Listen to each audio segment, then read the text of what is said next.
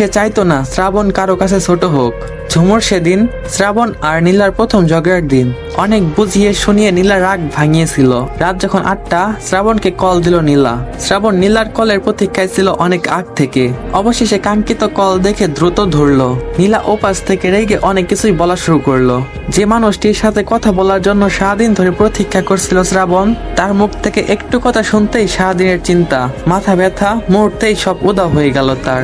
নীলা যে তাকে ওপাশ থেকে একের পর এক বকা দিচ্ছে সেদিকে তার কোনো খেয়ালই নেই। নীলার একটু কথা বলাতেই তার যে শান্তি, মনে হয় যেন কত বছর কথা হয়নি তাদের, যেন কত জন্মের প্রতীক্ষায় ছিল সে। নীলা যখন দেখলো যে সে শুধু রাগ দেখিয়ে যাচ্ছে, বিপরীতে শ্রাবণের নীরবতা ছাড়া আর কিছুই নেই, তখন তার রাগ আরো বেড়ে যেত। আর বলতো, কি সমস্যা তোমার, কথা বলতেছো না কেন? শ্রাবণ নীলার সম্পর্ক ভালোই চলতেছিল। হাসি, আনন্দ, খুনসুটি, ঝগড়া, ঝুমুরের সমাধান, এভাবে সুখের দিন কাটতে লাগলো তাদের। তারপর হঠাৎ একদিন নীলা শ্রাবণের সুখের মাঝে নাজিম নামক তৃতীয় ব্যক্তির আগমন। একটা সুন্দর সম্পর্ক নষ্ট করার জন্য তৃতীয় ব্যক্তি যথেষ্ট। নাজিম নীলার কলেজে থাকাকালীন সিনিয়র ভাই ছিল। সে অনেক দিন থেকে একটু একটু নীলাকে পছন্দ করত। নীলা পছন্দ করতো না তাকে। ফেসবুকে কথা হতো তাদের। নীলা একথা শ্রাবণকে বলেনি, কারণ সে জানতো শ্রাবণকে বললে শ্রাবণ এটা নিয়ে ঝামেলা করবে এবং উল্টাপাল্টা অনেক কিছু বলবে। তাই সে প্রথম থেকে শ্রাবণকে তেমন কিছু জানায়নি। নাজিম একদিন নীলার নাম্বার চাইলো। নীলা প্রথমে দিতে চায়নি, পরে বারবার বলাতে নাম্বারটি দিল। নাম্বার দেওয়ার কথা শ্রাবণকে জানানোর পর তাদের মাঝে অনেক ঝগড়াও হয়েছিল সেদিন। শ্রাবণ নীলাকে অনেকটা নিজের সম্পত্তির মতো মনে করত। তার মতো করে যেন চলতে হবে নীলাকে। প্রথম দিকে নীলা ভাবতো শ্রাবণ তাকে অনেক ভালোবাসে বলে এইসব করে, কিন্তু আস্তে আস্তে বিষয়টা তার কাছে অনেক বিরক্তি হয়ে ওঠে। তাই শ্রাবণ এরকম করলে সে জিদ দেখিয়ে নাজিমের সাথে আরো বেশি মিশত। নাজিমের ব্যাপারটা ঝুমুরও টুকটাক জানতো। সেও শ্রাবণকে অনেকবার বুঝিয়েছে যে নাজিমের সাথে নীলার কিছুই নেই, শুধু এমনিতেই মেসেজে কথা হয় তাদের। কিন্তু শ্রাবণ বিষয়টা নিতে পারতো না কখনো। এভাবে ঝগড়া করতে করতে নীলা বিরক্ত হয়ে গেল শ্রাবণের উপর। সে তার মাকে বলে ফেললো সব। একদিন নীলার মাও শ্রাবণকে বোঝালো। নীলার মায়ের কথায় কিছুটা স্বস্তি পেল শ্রাবণ। সবকিছুর পরেও সে বিষয়টা মাথা থেকে সরাতে পারতো না। কোনো কিছু হলেই সে নীলাকে সন্দেহ করতে শুরু করত। চ্যাট করার সময় একটু দেরি হলেই সে রেগে যেত। ফোনে একটু ওয়েটিং পেলেই সে জিজ্ঞাসাবাদ করত, কে কল দিয়েছে, কেন কল দিয়েছে, কতক্ষণ কথা বলেছে। এইসব দেখে নীলা একদিন তার সবচেয়ে কাছের বান্ধবী মিতুকে সব জানালো। নীলার কাছে মিতু একজন ভালো পরামর্শদাতার মতো ছিল।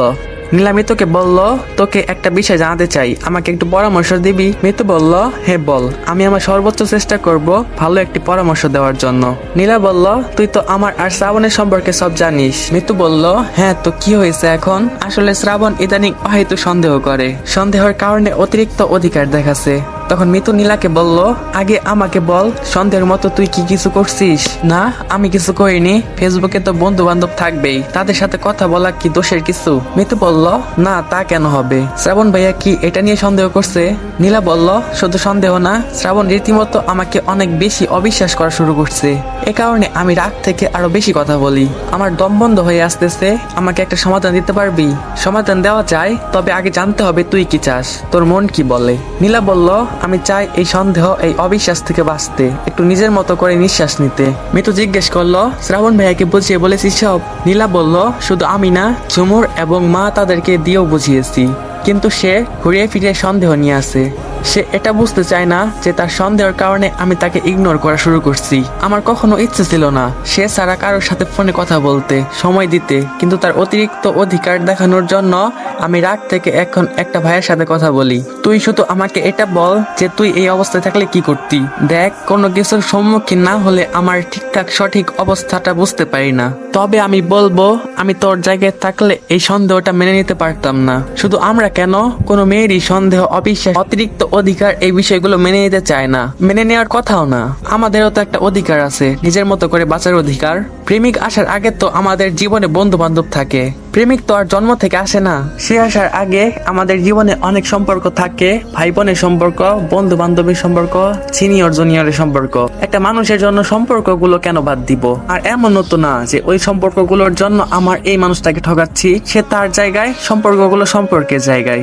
তার জায়গাটা তো আর কেউ দখল করে নিচ্ছে না, কিংবা তুই দিচ্ছিস না। আর সন্দেহ নিয়ে যাই হোক, একটা সম্পর্ক টেনে নেওয়া যায় না। তবু আর একটু চিন্তা করে দেখিস তোর কোথাও ভুল আছে কিনা। তখন নীলা বলল, তোর সাথে কথা বলে অনেক ভালো লাগলো, আর আমার উত্তর আমি পেয়ে গেছি, তোকে অনেক ধন্যবাদ। মিতু বলল, বাব্বা এত ফর্মালিটিস। নীলা বলল, আরে না, এটা তোর পাওয়া না, আমার পক্ষ থেকে কৃতজ্ঞতা। মিতু বলল, তুই কি শ্রাবণ ভাইয়ের সাথে ব্রেকআপ করে নতুন কারোর সাথে রিলেশনে যাবি নাকি? আরে না, একবার রিলেশন করে জান বেরিয়ে যাচ্ছে, আরেকবার করে আর মরার শখ নাই। আর এক মন কয়জনকে দিব বল? শ্রাবণকে ছাড়া নতুন করে আর কাউকে ভালোবাসার ইচ্ছে নেই। শ্রাবণ তার অভ্যাস পরিবর্তন করলে আমি তাকেই ধরে রাখবো আমার জীবনে। আচ্ছা তুই ভালো থাকিস, আমার জন্য দোয়া করিস। ধীরে ধীরে কথা বেড়ে গেল নাজিম আর নীলার। নীলার দিক থেকে নাজিমের প্রতি আগ্রহ না থাকলেও নাজিমের দিক থেকে নীলার জন্য আগ্রহ ছিল শতভাগ। নীলার মন পাবার জন্য নাজিমের করা চেষ্টাগুলো অতীতে খারাপ লাগলেও এই সময় নীলার কাছে তত বেশি খারাপ লাগতো না। প্রথম প্রথম কেবল দিনে কথা হলেও আস্তে আস্তে রাতে কথা বলা শুরু হলো তাদের। এদিকে যতই দিন যেতে শুরু করলো ততই শ্রাবণ খিটখিটে মেজাজের হতে লাগলো। নীলাও তার সাথে আগের মতো ভালো করে কথা বলতো না, আগের মতো সময় দিত না, শান্ত হয়ে বোঝাতো না কিছু। শ্রাবণ একটু সন্দেহ করলে নীলা অনেক বেশি রেগে যেত, যা মুখে আসতো তাই বলে ফেলতো। শ্রাবণের সাথে ঝগড়া করার পর নিজেকে শান্ত এবং মন ভালো করার জন্য সে নাজিমকে কল দিত, কথা বলতো। নীলা শ্রাবণের কাছে স্বীকার করতো না যে সে নাজিমের সাথে কথা বলে। ওয়েটিং কেন জিজ্ঞাসা করলে বিভিন্ন আত্মীয় ও বান্ধবীদের নাম বলে কাটিয়ে দিত। নীলা কখনো শ্রাবণের কথা বলতো না নাজিমকে। তাকে যখন জিজ্ঞাসা করা হতো কারোর সাথে সম্পর্ক আছে কিনা, সে এড়িয়ে যেত, কথা ঘুরিয়ে অন্য কথা বলতো। সারাদিনে অনেকবার কল দিত শ্রাবণ। সন্দেহ জন্মানোর পর আগের তুলনায় কলের পরিমাণও বাড়িয়ে দিল সে।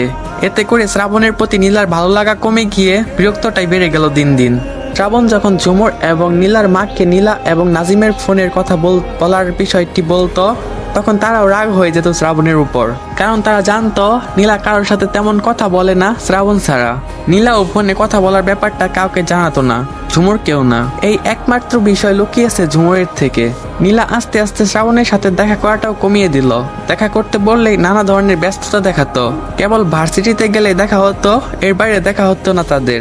শ্রাবণ বুঝে ফেললো যে নীলা অন্য কাউকে নিয়ে বিভোর, কিন্তু সে মানুষটাকে চেনার উপায় খুঁজে না পেয়ে নীলার ফেসবুকের ফ্রেন্ড লিস্ট থেকে সন্দেহজনক কিছু লোককে মেসেজ দেওয়া শুরু করলো। যাদের মেসেজ দিল তাদের মাঝে নাজিমও ছিল। শ্রাবণ সবাইকে নীলার সম্বন্ধে এভাবে জিজ্ঞেস করতো যে, নীলা আপনার কি হয়? নীলাকে নিয়ে সে এত বেশি চিন্তায় ছিল যে কাকে কি বলবে, নিজেকে নীলাকে হারানোর ভয় থেকে রক্ষা করবে তা বুঝে উঠতে পারছিল না ঠিক। নাজিম শ্রাবণের মেসেজ পেয়ে উত্তর দিল, আমি আর নীলা একে অন্যকে অনেক ভালোবাসি।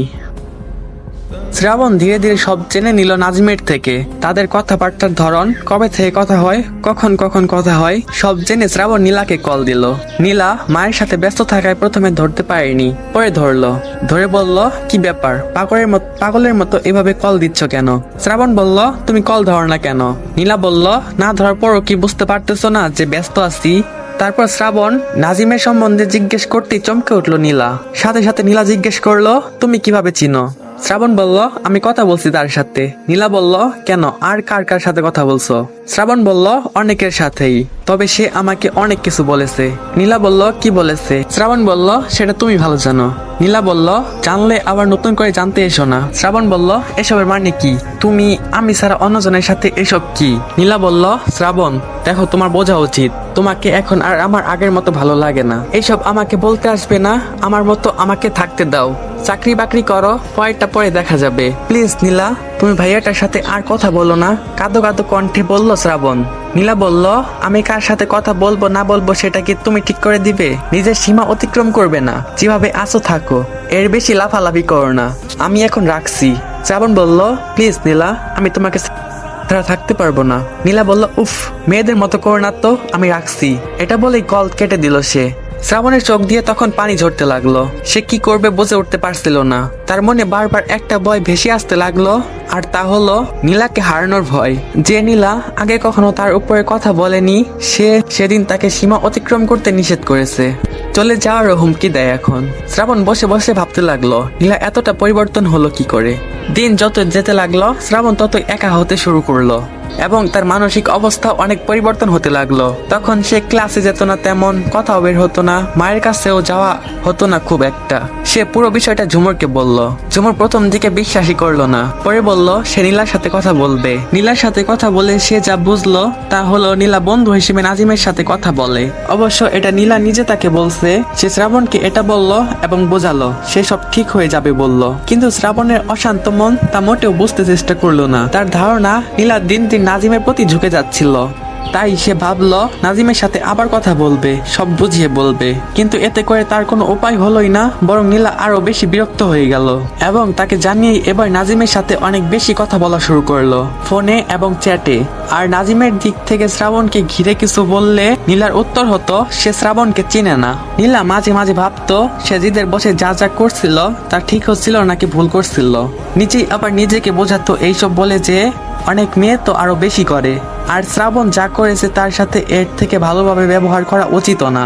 সবকিছুতেই সে অনেক বেশি বাড়াবাড়ি করে, বেশি অধিকার দেখায়, এবং সে তো শ্রাবণকে বলেই দিয়েছে যে তাকে আর ভালো লাগে না।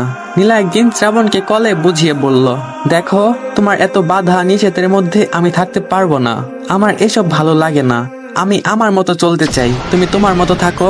এটা শুনে শ্রাবণ আরো বেশি হতাশ হয়ে গেল। এসব শোনার জন্য কখনো প্রস্তুত ছিল না সে, কিন্তু 1 বছর যেতে না যেতেই তাকে এসব শুনতে হচ্ছিল। সে কখনো ভাবেনি নীলা এভাবে তাকে অবহেলা করবে। যেই নীলা একটু কিছু হলে কেঁদে দিত তাকে হারানোর ভয়ে, আর সেই নীলা তাকে চলে যেতে বলছে। এসব ভাবতে ভাবতে তার চোখ বেয়ে অশ্রু ঝরতো ও ঝরে।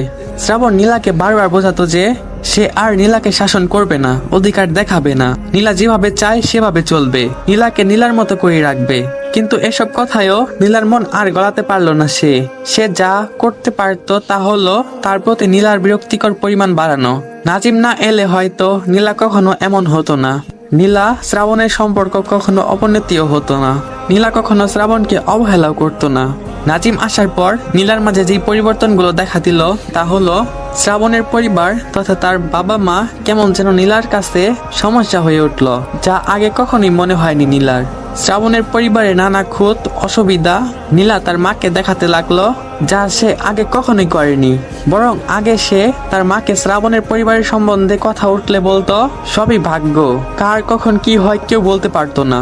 অথচ পরে সে নিজেই শ্রাবণের পরিবারের খুদ বের করতে লাগলো। আগে নীলা শ্রাবণের মাকে নিয়ে শ্রাবণকে কিছু বলতো না, বরং শ্রাবণ মাকে নিয়ে মন খারাপ করলে নীলা তাকে এটা সেটা বলে বোঝাতো। অথচ নাজিম আসার পর সে শ্রাবণ তার মার সম্বন্ধে অনেক কিছুই বলতে লাগলো, যার সবকিছুই ছিল শ্রাবণের জন্য কষ্টকর। এমনকি খুব বেশি রেগে গেলে সে শ্রাবণের মাকে গালিও দিত। নীলা যখন শ্রাবণের মাকে গালি দিত, শ্রাবণ তখন বিপরীত প্রান্ত হতে উত্তর দেওয়ার মতো কোনো ভাষা খুঁজে পেত না। সে শুধুই কাঁদতো আর ভাবতো যে মাকে তার বাবা ছাড়া কিছু বলার সাহস এবং সুযোগ কেউ কখনো পায়নি, এখন সে মাকে নীলা যা ইচ্ছে তাই বলছে, এবং যার সবটাই বলা হচ্ছে কেবল তার কারণে। শ্রাবণ নীলার মা এবং ঝুমুরকে তার মাকে গালি দেওয়া সহ সবকিছু আবার বললে তারা নীলাকে শাসন করতে শুরু করে। বিশেষ করে শ্রাবণের মাকে গালি দেওয়া নীলার মা কোনোভাবেই মানতে পারেনি। ওনার মতে শ্রাবণের মাকে গালি দেওয়া আর ওনাকে গালি দেওয়া একই কথা, আর দোষ করলে শ্রাবণ করেছে, কিন্তু তার জন্য তার মাকে কেন গালি দিবে। এই নিয়ে একদিন মেয়েকে একটা থাপ্পড় দিলেন তিনি এবং নীলার থেকে ফোন কেড়ে নিয়ে গেলেন। শত ঝগড়া করলেও নীলার সাথে প্রতিদিন কথা বলার চেষ্টা করতো শ্রাবণ। গালির মাধ্যমে হলেও অন্তত আগে নীলার কণ্ঠটা শুনতে পেত, কিন্তু সেটাও কমে গেল দিন দিন। এতে সে আগের থেকেও বেশি কষ্ট পেতে লাগলো। নীলাকে ছাড়া যেন তার দিনও যায় না। সে যখনই কল দিত তখনই নীলার মা ধরতো। মেয়ের নামে অভিযোগ শুনতে শুনতে তিনিও বিরক্ত হয়ে উঠতে শুরু করলেন। মা, বোন এবং শ্রাবণ, এ তিনজনের নানা কথায় নীলা খুব অতিষ্ঠিত হয়ে গেল। তাই সে শ্রাবণকে কল দিয়ে কান্না করে বলল, আমাকে কি একটু শান্তিতে থাকতে দিবা না? তোমার কারণে আজ আমার মা আমাকে মারলো। বড় হওয়ার পর কখনো মা আমাকে একটু বকাও দেয়নি, অথচ আজকে আমাকে মারলো এবং কত কিছু বললো। কি দোষ ছিল আমার? তোমার সাথে সম্পর্ক করেছি, এটাই কি আমার দোষ? প্লিজ আমাকে মুক্তি দাও, আমি আর নিতে পারছি না। একদিকে তুমি, অন্যদিকে এখন মা বোন শুরু করেছে। তুমি কি চাও আমি মরে যাই? এভাবে বেঁচে থাকা যায় না শ্রাবণ, এটাকে বাঁচা বলে না। আমি একটু বাঁচতে চাই, একটু নিঃশ্বাস নিতে চাই নিজের মতো করে। প্লিজ আমাকে একটু বাঁচতে দাও। এসব বলার পর শ্রাবণ কিছু বলল না নীলাকে। সে খেয়াল করলো নীলা একটু অসুস্থ, গলা ধরে আসছিল বারবার। সে শুধু এটাই বলল, আচ্ছা ঠিক আছে, তুমি ভালো থাকো, আমি আর জ্বালাবো না তোমাকে। আন্টিকে ফোন দাও, আমি একটু আন্টির সাথে কথা বলি।